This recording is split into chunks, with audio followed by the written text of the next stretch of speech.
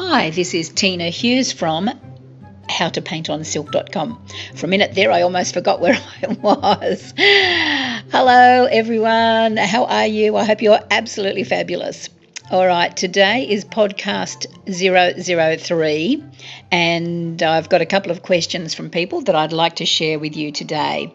The first one is from Ishita, who says, your mail arrived just when I was fretting over another lot of my scarves, which came out of the steamer, and the colours had bled over each other again. Please help.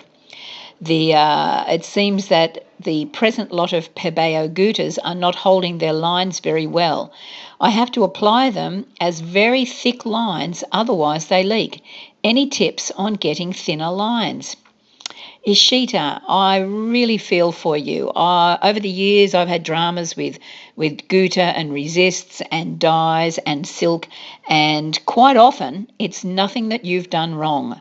It's quite possibly something that happened in the manufacture. So, first of all, thanks so much for taking the time to write back to me. I really appreciate it. Now, with the Pebeo Gutta, I've never used that brand, but I do know that each brand of Gutta or resist can react differently in the different climates around the world. Now, this might sound weird, but bear with me for a minute.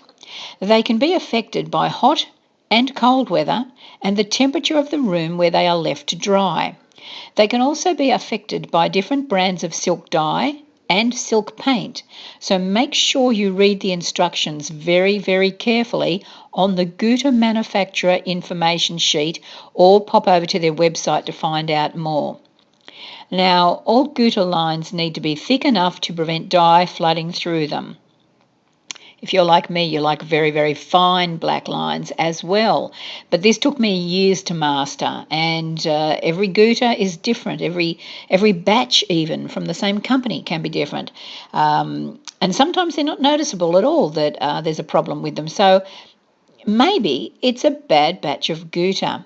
This is the first thing that pops into my head. I think you should contact the supplier and ask if anyone else has the same problem. Now, I'm sending you lots of luck, and please do let me know how you get on. I've got my fingers crossed for you. Cheerio for now, Teena. Okay, on to my next question. The next question is also about Gutta, and this comes from Jackie. Jackie says in her email, the thing I struggle with is doing the Gutta. I'm not good at drawing and prefer an actual picture rather than an abstract design. I know that you can trace the design, but I'm not good at it. I also get thick and thin lines in the outline. I did do a course, and I have all of the notes for types of methods of dyes, salt, etc., but this was for mostly abstract, but I did not get enough practice on the Gutta to get a handle on it. The other thing is that I have not done any silk painting for a couple of years, as I hit a wall when doing the design myself. I think I just lost my confidence. I was hoping that if I did a session with you, that might get me going again. I hope you have a great Christmas. This was a long time ago, of course, a couple of months, and managed to have some restful time as well. Signed, Jackie. Jackie, I really feel for you when you've lost your confidence in painting. That's hard to get over and get out of, but there are some simple things to do. So let me just say, first of all, thanks so much for taking the time to reply to my inquiry that I sent out. And now the Gutta, the bane in the life of a silk artist. I've had quite a few emails about Gutta, and I'm wondering if it might be possible to set up a Skype or Zoom webinar, like a video chat room, to hold a short course on how I use my outliner. I don't use Gutta anymore, I use outliner, but it's the same techniques. I could cover some of the tips and tricks I've learned over the past 30 years. I could also include lessons on how to draw around shapes on silk for those like you who prefer to have specific designs rather than freehand. Now, I have an idea forming in my head, and thanks to these emails that I've been receiving, I might try to host my first webinar very, very soon. It might depend on who contacts me, and we'll just try one and see how it goes. But whatever we do, I will record it for those who can't attend as well.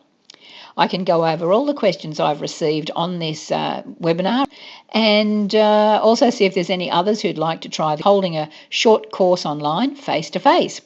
That would be so cool. It's something I've wanted to do for years, and now the technology is finally here. Woohoo! Okay, thank you, Jackie. You've helped me clarify a few things I can do to help even more people than I'd planned.